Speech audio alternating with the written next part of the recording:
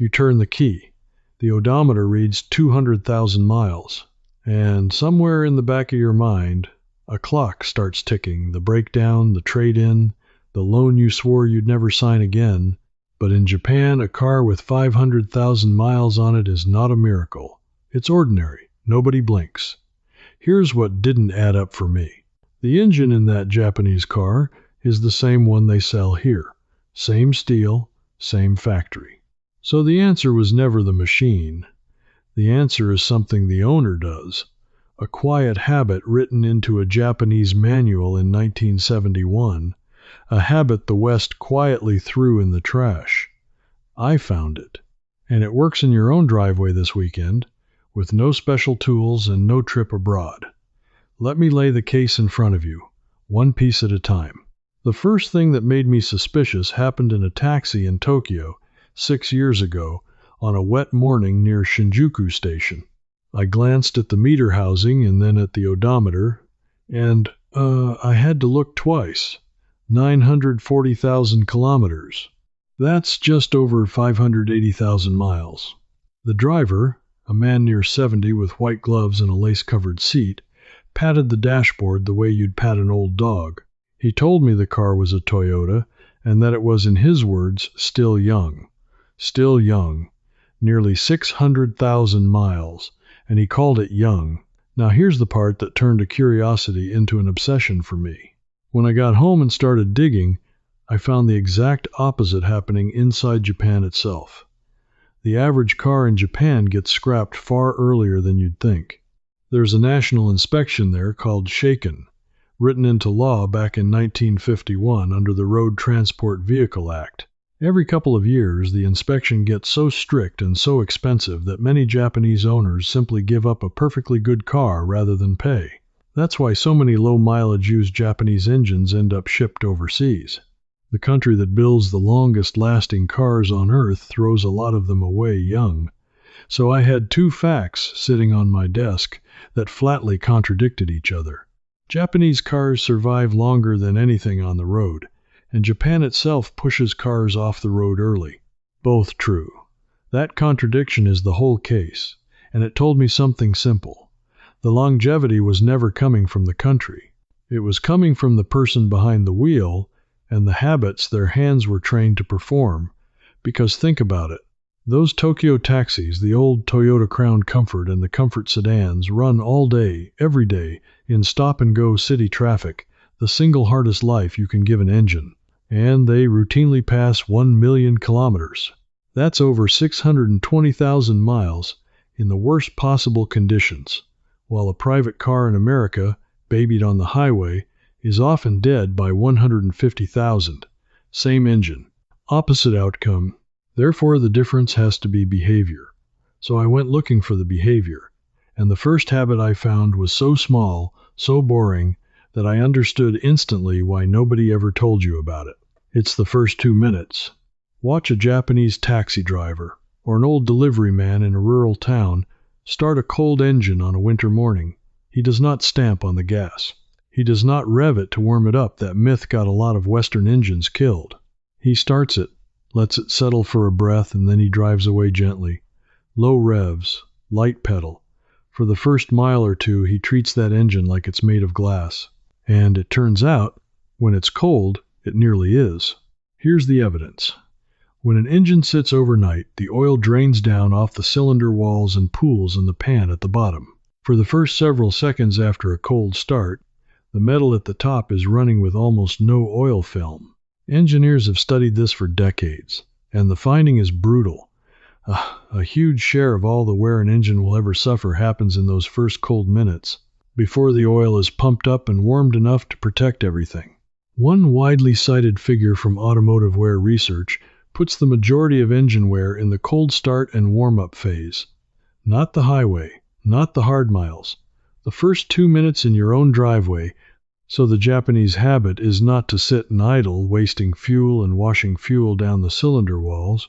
It's to start, wait a few seconds, then drive off softly and let the engine warm under a gentle load. That's it. Free. You could start doing it tomorrow morning. And that satisfied me for about a day. One piece clicked into place. but it opened a bigger question that kept me up at night. If the fix is this simple, this free, this obvious once you see it, why does almost no one in the West know it? Why did I, a grown man who's owned cars for 40 years, never once hear it from a single mechanic? That question is where this case gets dark. Because the moment something is free and simple, you have to ask who loses money when you learn it. Hold that thought. We'll get there. Therefore, I kept pulling the thread, and the next exhibit was about oil, but not in the way you think. Everybody knows you're supposed to change your oil. That's not the secret. The secret is a difference in attitude I saw with my own eyes, and it comes straight out of the factory floor culture in Japan. In the West, we treat oil like a deadline. We wait until the sticker says 5,000, 7,000, 10,000 miles, and we push it right to the number, sometimes past it because the manual gave us permission. In Japan, among the drivers who keep cars for decades, oil isn't a deadline, it's food. You don't feed an animal only when it's about to collapse. You feed it on a rhythm before it ever gets hungry. I met a retired man outside Kanazawa who had kept the same small Honda for 22 years. He changed the oil roughly every 3,000 miles religiously, even though the book allowed far more. People here would call that wasteful. But look at the math on the other side. His engine had never been opened, never rebuilt, not one major internal repair in 22 years. He'd spent a little more on oil and saved thousands upon thousands on the catastrophe that never came. That's not waste. That's insurance you can pour from a bottle. And there's real science under it. Oil doesn't just lubricate, it carries away tiny metal particles, acids, and moisture, and it holds heat. When oil ages, it turns thick and sludgy, and that sludge blocks the narrow passages that feed the top of the engine. Studies of engine sludge have shown it's one of the leading causes of sudden engine death in modern motors. The Japanese long-life owner never lets the oil get old enough to turn to sludge in the first place. He treats clean oil as the cheapest part he'll ever buy and the most important. So that's two habits now. The gentle cold start, the rhythm of clean oil, and already you can feel the shape of something bigger forming behind them, can't you? Neither one is a product. Neither one is a gadget. Both are just attention paid on a schedule. Because as I stacked these habits up, I kept feeling like they were leaves on a branch I couldn't see. There had to be a root, some single idea underneath all of them. And I found it, but first I had to follow one more habit that I almost walked right past because it sounded too humble to matter. Here it is. In Japan, cleaning is not cleaning. Cleaning is inspection. Let me say that again because it took me a while to really hear it. When a Japanese long-life owner washes his car, wipes the engine bay, runs a rag along the undercarriage, he is not doing it to look pretty. He is doing it to find problems while they are still small enough to be free. His hands and his eyes are passing over every inch of that machine on a schedule, so a weeping seal, a loose bolt, a fresh spot of rust, a cracked hose, a small leak, every one of them gets caught in the first week, not the first breakdown. This comes from a Japanese industrial philosophy with a name most Westerners have never heard. It's part of a system called 5S, 5 Japanese words, all starting with the S sound. And the third one, saiso, means to clean. But the whole point of saiso in the Japanese factory is that cleaning and inspecting are the same act. You cannot wipe a surface without your hand feeling the crack. You cannot polish a part without your eye catching the leak. In their world, a clean machine is not a vain machine. It's a machine whose owner will always know what's wrong before it becomes expensive. Now compare that to how it works here. Here we wait for the warning light. We wait for the noise. We wait for the smell. We wait for the puddle on the garage floor. By the time your car tells you something is wrong loudly enough that you can't ignore it, the cheap fix is already gone and the expensive one has arrived. A $10 hose becomes a $2,000 overheated engine. A $20 seal becomes a transmission. We don't lack the ability to catch these things. We lack the habit of looking. So here is exactly what you do this week, in your own driveway, with nothing but a bucket, a rag, and 15 minutes.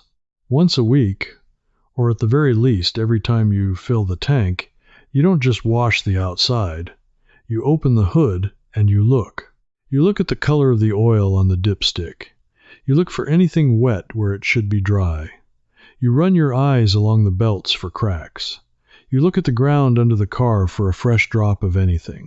You press the rubber hoses with your fingers soft and mushy or hard and cracked. Both mean trouble coming. You are not fixing. You are just looking every single week so that nothing can ever surprise you. And that pattern is the thread, and it's about to lead somewhere I did not expect. If you want the full map of where this thread goes, every habit, every route, every buried Japanese method laid out in one place, I put it all together in a book called Japanese Roots. It covers not just the car system, but the entire framework underneath it, the same philosophy that applies to your home, your health, and how you spend your money. There's also a deeper companion called Deep Japanese.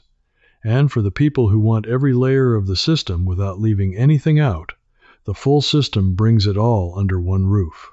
You'll find the details in the description below, but I promise you, everything you need to apply this system starts with the habits we're walking through right now, so let's keep going.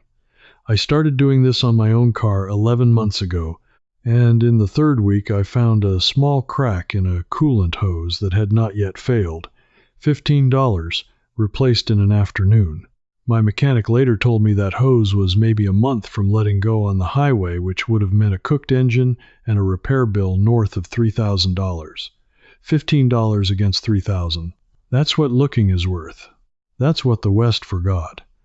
And that gave me the deepest satisfaction of this whole hunt, a habit anyone can do that pays for itself the first time it saves you. But it also forced the hardest question of all to the surface, because now I had 4 habits, and every one of them was free, simple, and old. So who, exactly, profited from you never learning them? Who benefits when your car dies at 150,000 miles instead of 500,000? Now I can name it. Now that you're gripped, now that you've seen the evidence with your own eyes, I'll tell you what I believe I uncovered. Nobody in the West is paid to make your car last. Think about who touches your car and how they earn. The dealership earns when you come back for a new one, and the whole modern car business is built on you replacing, not keeping. The finance company earns on the next loan. The parts and repair chain earns on the big failure, not the small catch you made yourself in your driveway. There is an entire economy standing on the assumption that your car is disposable and that you are too. The idea that a car is a lifelong partner you maintain with your own 2 hands, that idea makes almost nobody any money. So almost nobody teaches it. I'm not telling you there's a secret meeting where men decide to hide oil changes from you. I'm telling you something quieter and worse. The knowledge simply wasn't profitable to pass on, so it faded. It fell out of the manuals. It fell out of the culture. A whole generation of us grew up believing a car naturally dies around 200,000 miles, the way you'd believe the sun sets as a law of nature. It isn't a law of nature. It's a habit of neglect we were never warned against, dressed up as normal. But in Japan, the knowledge survived. And that brings me to the last piece of the case, the document, the name, and the year that ties every one of these habits together and closes the file for good. Because as I stacked these habits up, the gentle start, the clean oil, the weekly looking, I kept feeling like they were leaves on a branch I couldn't see. There had to be a root, some single idea underneath all of them. And I found it. I found the root, and I found the man's name, and I found the year. In 1971, at a Japanese company called Nippon Denso, a supplier to Toyota, a system was formally born and given an award for the first time. The man most responsible for shaping it and spreading it was an engineer named Seiichi Nakajima, working through the Japan Institute of Plant Maintenance. The system is called Total Productive Maintenance. In factories, it's known by 3 letters, TPM, and when I finally read what it actually says, I felt the whole case snap shut in my hands. For 100 years, the Western idea of maintenance was simple. There are people who operate the machine, and there are separate people who fix the machine. The operator's job is to use it until it breaks. The mechanic's job is to repair it after it breaks. two separate roles. Break, then fix. Break, then fix. And that, right there, is exactly how you were taught to treat your car. You drive it, somebody else fixes it, you wait for the break. Nakajima's insight, the thing that rebuilt Japanese industry, was to tear that wall down.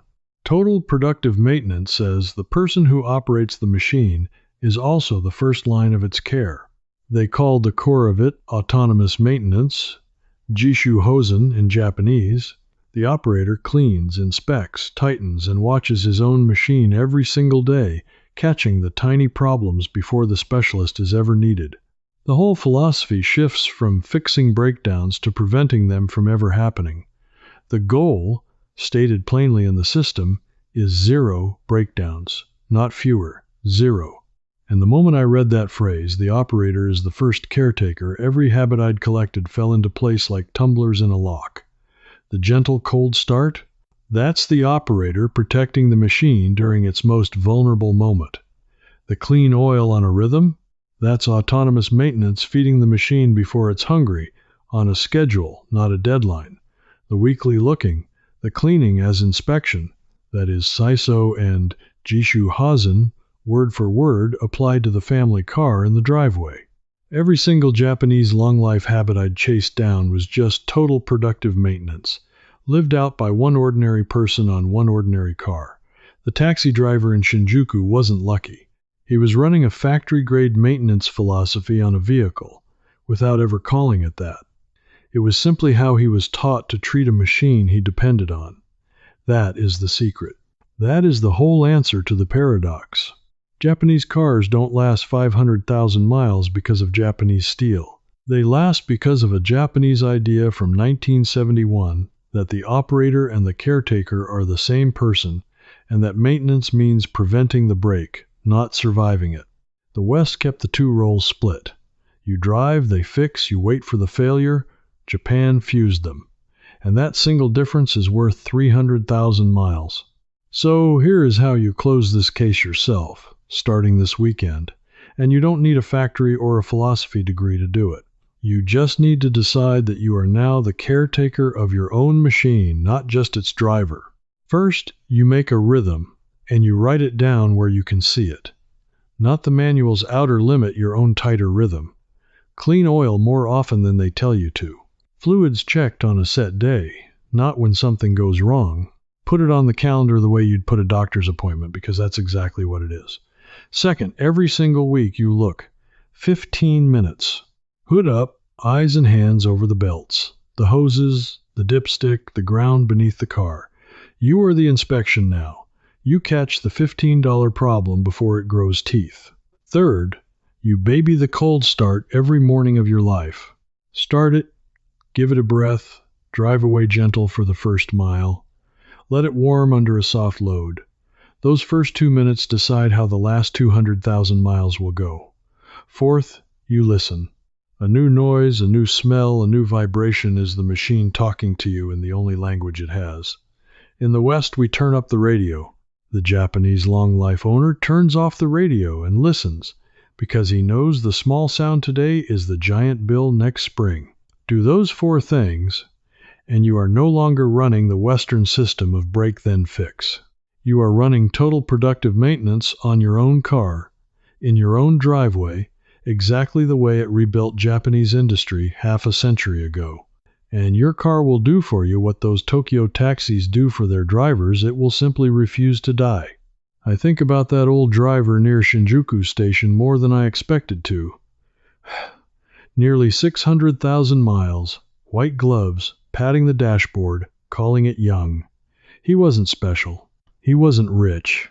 He just never believed the lie that a car is disposable. The lie so many of us swallowed without ever tasting it. And that's really what this whole investigation gave back to me. Not a trick for engines, but proof that the thing we were told to throw away was built to stay with us for life. If only somebody had shown us how to care for it. You're the kind of person who followed this all the way to the end instead of just buying the next new thing on credit and hoping. That tells me you don't accept the easy answer either. You'd rather know how the thing actually works, take it in your own 2 hands, and stop paying other people to let it fail. That instinct is exactly what the disposable world was hoping you'd lose. So let me ask you one specific thing, and I want you to actually answer me down below. That cold start habit the first 2 minutes, gentle, no revving, driving off soft while it warms, had you ever heard that before today, or were you told the opposite your whole life? Tell me in the comments. I read them, and I especially want to hear from anyone who was taught to sit and idle to warm the engine up, because that's the exact myth that costs so many of us an engine. And if you feel like you just got back a piece of knowledge that was quietly taken from you, then come with me. There's a whole trail of these buried Japanese methods for your home, your money, and your health that the convenience world paved over and hoped we'd forget. Next, I'm digging into a Japanese kitchen habit from the Edo period that let ordinary families keep food fresh for weeks with no refrigerator and almost no waste. And once you see how simple it is, you'll wonder why your own grandmother wasn't taught it too. Follow the trail with me. We're recovering this knowledge one piece at a time, and the file is far from closed. I'm still with you, so let me tell you where we go next. In my membership, the Japanese Ways Circle, I pick up right where this video stopped. And inside, you can ask me your own question, and a real person, me, answers you myself. You'd belong among thousands of curious learners just like you. Just point your phone's camera at the code on the screen, and you can cancel any time with one click.